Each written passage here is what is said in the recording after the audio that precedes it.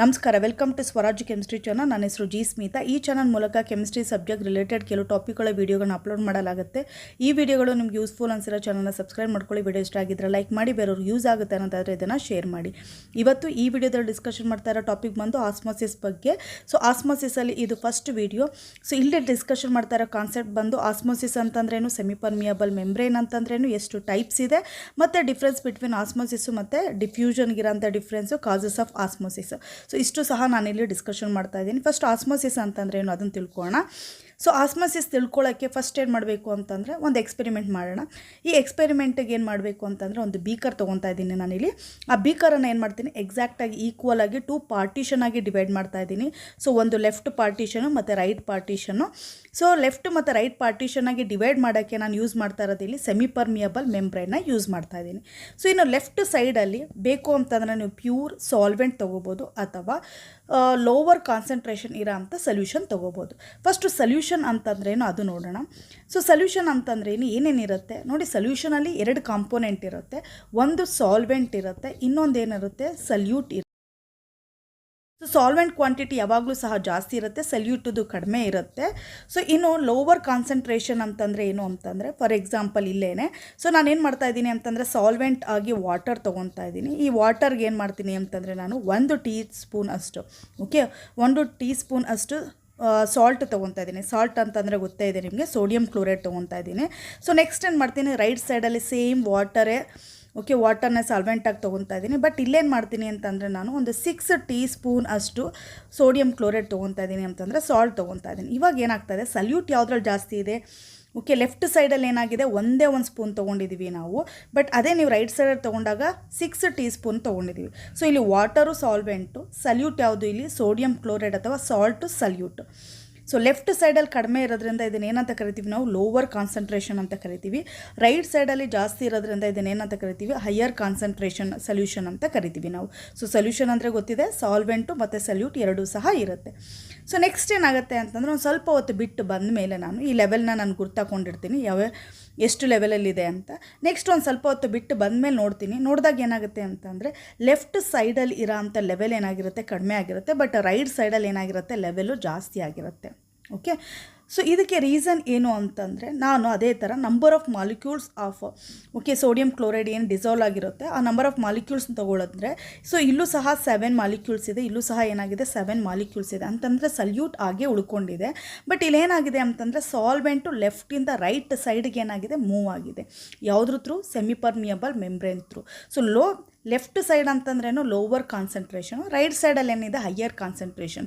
So lower ಕಾನ್ಸಂಟ್ರೇಷನಿಂದ higher ಕಾನ್ಸಂಟ್ರೇಷನ್ಗೆ semipermeable membrane through ಏನಾಗಿದೆ ಇಲ್ಲಿ ಮೂವ್ ಆಗಿದೆ. ಸೊ ಈ ಪ್ರೋಸೆಸ್ಗೆ ಏನಂತ ಕರಿತೀವಿ ನಾವು, ಆಸ್ಮೋಸಿಸ್ ಅಂತ ಕರಿತೀವಿ. ಓಕೆ, ಹಾಗಾದ್ರೆ ಆಸ್ಮೋಸಿಸ್ ಅಂತಂದರೆ ಏನು, the passage of solvent from pure solvent or from solution of lower concentration into solution of higher concentration through the semipermeable membrane is called osmosis.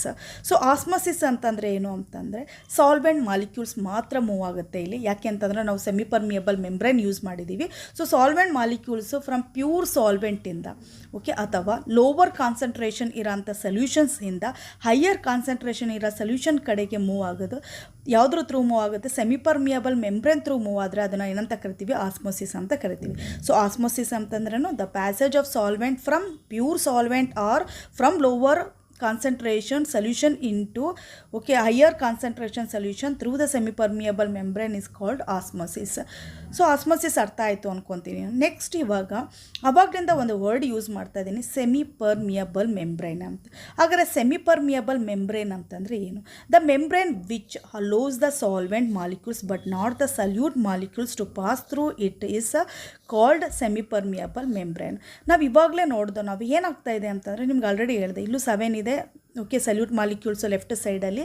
So ಅದೇ ಥರ ನಾವು ಒಂದು ಸ್ವಲ್ಪ ಹೊತ್ತು ಬಿಟ್ಟು ಬಂದು ನೋಡಿದಾಗಲೂ ಸಹ ಲೆಫ್ಟ್ ಸೈಡಲ್ಲಿ 7 ಮಾಲಿಕ್ಯೂಲ್ಸ್ ಇದೆ. ಅಲ್ಲಿಗೆ ಏನು ಮೂವ್ ಆಗಿದೆ ಅಂತ ಹೇಳಿದೆ ನಾನು, ವಾಟರ್ ಮಾಲಿಕ್ಯೂಲ್ಸ್ ಅಂತಂದರೆ ಸಾಲ್ವೆಂಟು ಸೆಮಿಪರ್ಮಿಯಬಲ್ ಮೆಂಬ್ರೇನ್ ಥ್ರೂ ಏನಾಗಿದೆ, ಮೂವ್ ಆಗಿದೆ ಅಂತ ಹೇಳಿದೆ. ಈ ಸೆಮಿಪರ್ಮಿಯಬಲ್ ಮೆಂಬ್ರೇನ್ ಅಂತಂದರೆ ಏನು ಅಂತಂದರೆ, ದ ಮೆಂಬ್ರೇನ್ ವಿಚ್, ನೋಡಿ ಸೆಮಿ ಅಂತಂದರೆ ಸರ್ಟೈನ್ ಅಂತ, ಸ್ವಲ್ಪ ಅಂತ, ಪರ್ಮಿಯಬಲ್ ಅಂತಂದರೆ ಅಲೋ ಅಂತ.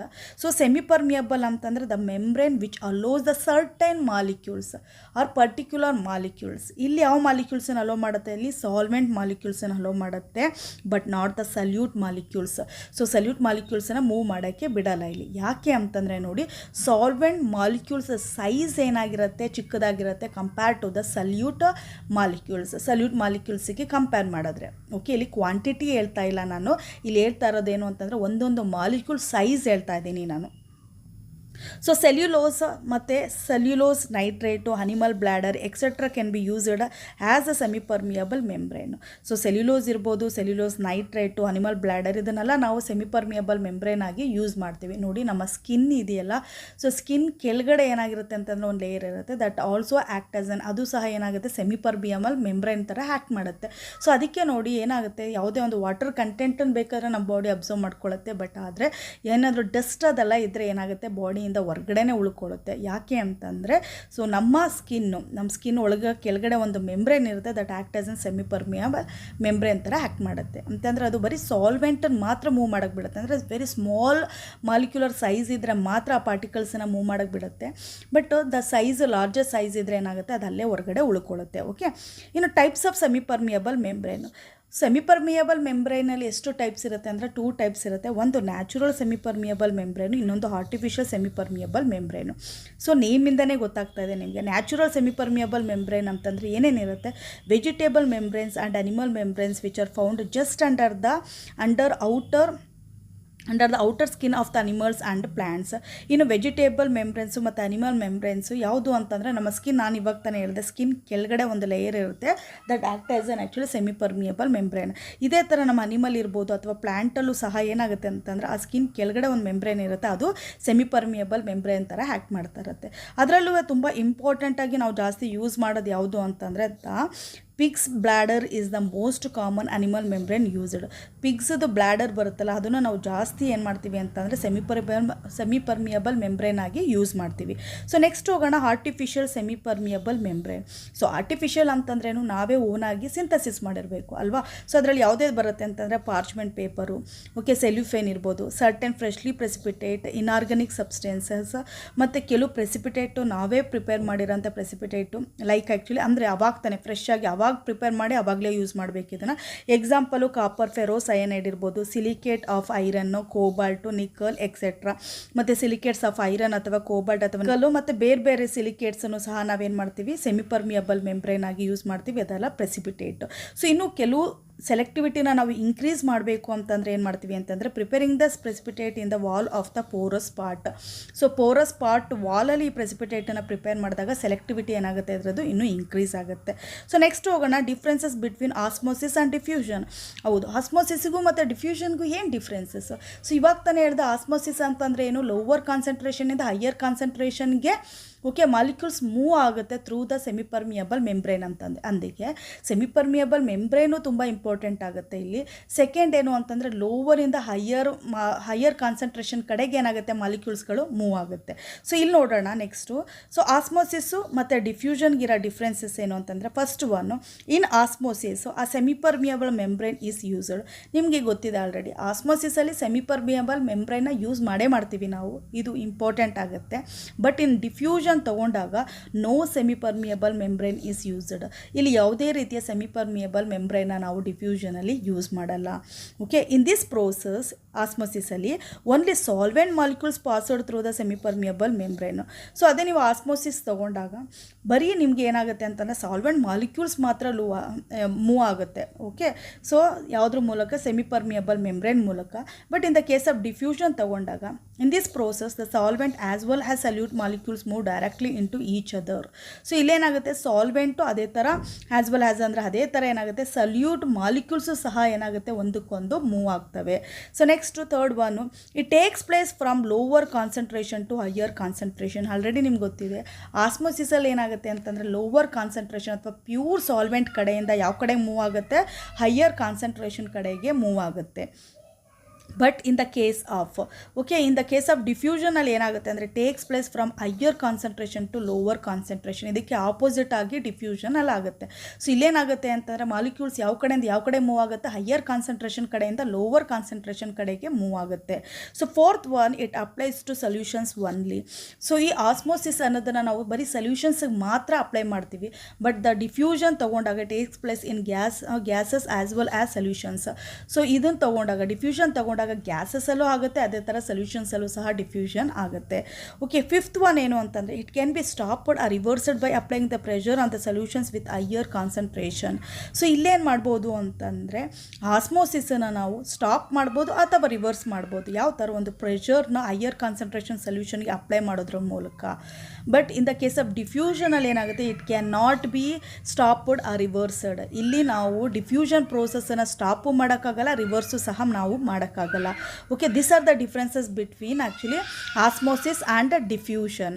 ಸೊ ನೆಕ್ಸ್ಟ್ ಹೋಗೋಣ, ಕಾಸಸ್ ಆಫ್ ಆಸ್ಮೋಸಿಸ್. ಆಸ್ಮೋಸಿಸ್ ಯಾಕೆ ಆಗ್ತಾ ಇದೆ, ಯಾಕೆ ಮಾಲಿಕ್ಯೂಲ್ಸು ಸೊ ಲೋವರ್ ಕಾನ್ಸಂಟ್ರೇಷನಿಂದ ಹೈಯರ್ ಕಾನ್ಸಂಟ್ರೇಷನ್ ಕಡೆಗೆ ಮೂವ್ ಆಗ್ತಾ ಇದೆ. ಇವಾಗ ಸಾಲ್ವೆಂಟ್ ಯಾಕೆ ಮೂವ್ ಆಗುತ್ತೆ ಅಂತ ಗೊತ್ತಾಗಿದೆ. ಸೆಮಿ ಪರ್ಮಿಯಬಲ್ ಮೆಂಬ್ರೇನ್ ಏನಾಗುತ್ತೆ, ಬರೀ ಸಾಲ್ವೆಂಟ್ ಮಾಲಿಕ್ಯೂಲ್ಸನ್ನು ಮಾತ್ರ ಮೂವ್ ಆಗಕ್ಕೆ ಬಿಡ್ತಾ ಇದೆ. ಯಾಕೆಂದರೆ it depends upon the particle size ಮೇಲೆ ಅಲ್ಲಿ ಡಿಪೆಂಡ್ ಆಗಿರುತ್ತೆ.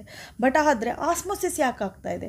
ಸೊ ಇಲ್ಲೇನಾಗುತ್ತೆ ಅಂತಂದರೆ osmosis occurs as a result of difference in the vapour pressure of the solutions and pure solvent or lower concentration solution.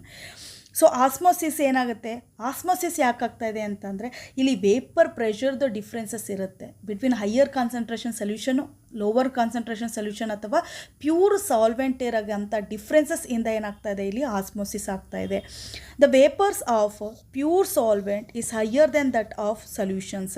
So vapour pressure ತೊಗೊಂಡಾಗ pure solvent ಅಥವಾ lower concentration solution ತೊಗೊಂಡಾಗ ಅದರದ್ದು ಜಾಸ್ತಿ ಇರುತ್ತೆ compare to the ಸೊಲ್ಯೂಷನ್ಗೆ compare ಮಾಡಿದ್ರೆ. Okay, so therefore ಆದ್ದರಿಂದ ಏನಾಗುತ್ತೆ ಅಂತಂದರೆ vapours of solvent move spontaneously from a regions of higher vapour pressures towards region of lower vapour pressure. So ಅದಕ್ಕೆ ಇಲ್ಲಿ ಏನಾಗುತ್ತೆ ಅಂತಂದರೆ ನೋಡಿ, ವೇಪರ್ ಪ್ರೆಷರು ಲೋವರ್ ಕಾನ್ಸಂಟ್ರೇಷನ್ ಅಥವಾ ಪ್ಯೂರ್ ಸಾಲ್ವೆಂಟಲ್ಲಿ ಜಾಸ್ತಿ ಇರುತ್ತೆ. ಅದು ಹೈಯರ್ ಕಾನ್ಸಂಟ್ರೇಷನ್ ಸೊಲ್ಯೂಷನ್ ತೊಗೊಂಡಾಗ ವೇಪರ್ ಪ್ರೆಷರ್ ಏನಾಗಿರುತ್ತೆ, ಕಡಿಮೆ ಇರುತ್ತೆ. ಸೊ ಅದಕ್ಕೆ ಏನಾಗುತ್ತೆ ಅಂತಂದರೆ ಹೈಯರ್ ವೇಪರ್ ಪ್ರೆಷರ್ ಕಡೆಯಿಂದ ಲೋವರ್ ವೇಪರ್ ಪ್ರೆಷರ್ ಕಡೆಗೆ ಏನಾಗುತ್ತೆ, ಇಲ್ಲಿ ಮಾಲಿಕ್ಯೂಲ್ಸು ಮೂವ್ ಆಗುತ್ತೆ. ಹೈಯರ್ ವೇಪರ್ ಪ್ರೆಷರ್ ಅಂತಂದರೆ ಯಾವ ಕಡೆ ಜಾಸ್ತಿ ಇರುತ್ತೆ, ಸೊ ಪ್ಯೂರ್ ಸಾಲ್ವೆಂಟ್ ಅಥವಾ ಲೋವರ್ ಕಾನ್ಸಂಟ್ರೇಷನಲ್ಲಿ ಜಾಸ್ತಿ ಇರುತ್ತೆ. ಲೋವರ್ ವೇಪರ್ ಪ್ರೆಷರ್ ಅಂತಂದರೆ ಯಾವ ಕಡೆ, ಹೈಯರ್ ಕಾನ್ಸಂಟ್ರೇಷನ್ ಕಡೆಗೆ ಮೂವ್ ಆಗುತ್ತೆ. As a result there is net transfer of solvent particles from pure solvent in to solution. So ಈ ಥರ ಅಂದರೆ ಈ ವೇಪರ್ ಪ್ರೆಷರ್ದು ಡಿಫ್ರೆನ್ಸಸ್ ಇರೋದ್ರಿಂದ ಏನಾಗುತ್ತೆ ಅಂತಂದರೆ ಇಲ್ಲಿ ಸಾಲ್ವೆಂಟ್ ಪಾರ್ಟಿಕಲ್ಸ್ ಪ್ಯೂರ್ ಸಾಲ್ವೆಂಟ್ ಅಥವಾ ಲೋವರ್ ಕಾನ್ಸಂಟ್ರೇಷನ್ ಸೊಲ್ಯೂಷನ್ ಇಂದ ಏನಾಗುತ್ತೆ, ಹೈಯರ್ ಕಾನ್ಸಂಟ್ರೇಷನ್ ಸೊಲ್ಯೂಷನ್ ಕಡೆಗೆ ಏನಾಗುತ್ತೆ, ಮೂವ್ ಆಗುತ್ತೆ. Okay, this is the reason. ಇದಕ್ಕೋಸ್ಕರ ಏನಾಗುತ್ತೆ, ಆಸ್ಮೋಸಿಸ್ ಆಗುತ್ತೆ. ಸೊ ಆಸ್ಮೋಸಿಸನ್ನು ಯಾವುದ್ರ ಮೇಲೆ ನಾವು ಡಿಫೈನ್ ಮಾಡ್ತೀವಿ, ನಾವು ಯಾಕಾಗುತ್ತೆ ಅಂತಂದರೆ vapour pressure differences between the pure solvent or the lower concentration solution or the solutions or higher concentration solution. Okay, so ನನ್ನ ನೆಕ್ಸ್ಟ್ ವಿಡಿಯೋದಲ್ಲಿ ಏನೇನು ಡಿಸ್ಕಷನ್ ಮಾಡ್ತಾ ಇದ್ದೀನಿ ಅಂತಂದರೆ ಆಸ್ಮೋಟಿಕ್ ಪ್ರೆಷರ್ ಅಂತಂದರೆ ಏನು, ಸೊ ರಿವರ್ಸ್ ಆಸ್ಮೋಸಿಸ್ ಅಂತಂದರೆ ಏನು, ಎಕ್ಸ್ಪ್ರೆಷನ್ ಫಾರ್ ಆಸ್ಮೋಟಿಕ್ ಪ್ರೆಷರ್ ಮತ್ತು desalination of sea water by reverse osmosis. So ಇಷ್ಟು ಟಾಪಿಕ್ಕೂ ಸಹ ನಾನು ನೆಕ್ಸ್ಟ್ ವಿಡಿಯೋದಲ್ಲಿ ಡಿಸ್ಕಷನ್ ಮಾಡ್ತಾ ಇದ್ದೀನಿ. ಸೊ ಇವತ್ತು ಈ ವಿಡಿಯೋದಲ್ಲಿ ಡಿಸ್ಕಷನ್ ಮಾಡಿರೋಂಥ ಟಾಪಿಕ್ ನಿಮ್ಗೆ ನೀಟಾಗಿ ಅರ್ಥ ಆಗಿದೆ ಅಂದ್ಕೊತೀನಿ ನಾನು. Thank you so much for watching this video. All the best.